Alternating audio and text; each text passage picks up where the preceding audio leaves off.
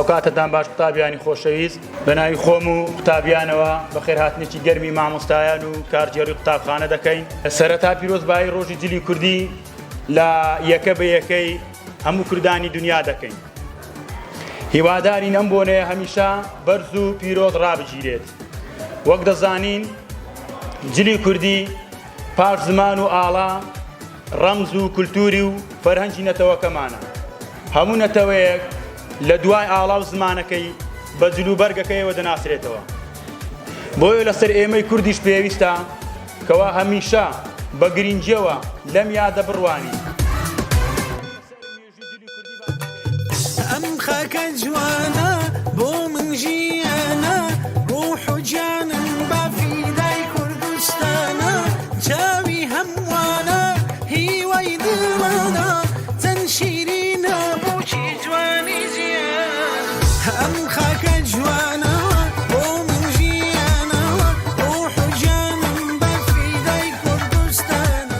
بۆیە لەسەر ئێمەی تاشی کورد پێویستە ڕەسەنایەتی جلی کوردی بپارێزین.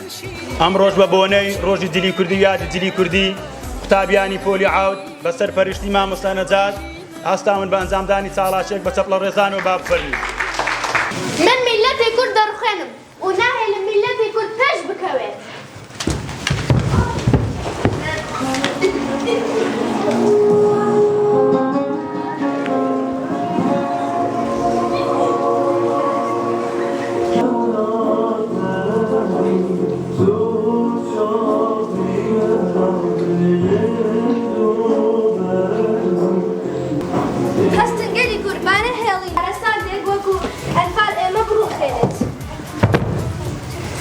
ئێمەی کورد چەند بەرز ببینەوە دوژمن و ناحەز ئەوەندە نزم دەبنەوە.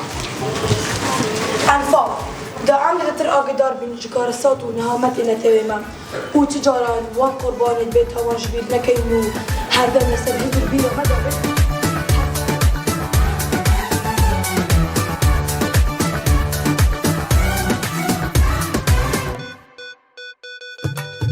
ئەم خاکە جوانە بۆ من ژیانە ئەمە بەرپرسەیەکی ئەخلاقی مێژوویە بۆ ڕێگری لە هەر هێرشێک هاوشێوەی ئەنفاڵ لە داهاتوودا دژی گەلەکەمان جا لە دروشمی نەژادپەرستی نەتەوایەتی ئاینی یانش ئایدۆلۆژی سیاسیدا بێت. ئێمە نابێت قوربانیانی ئەنفاڵ کە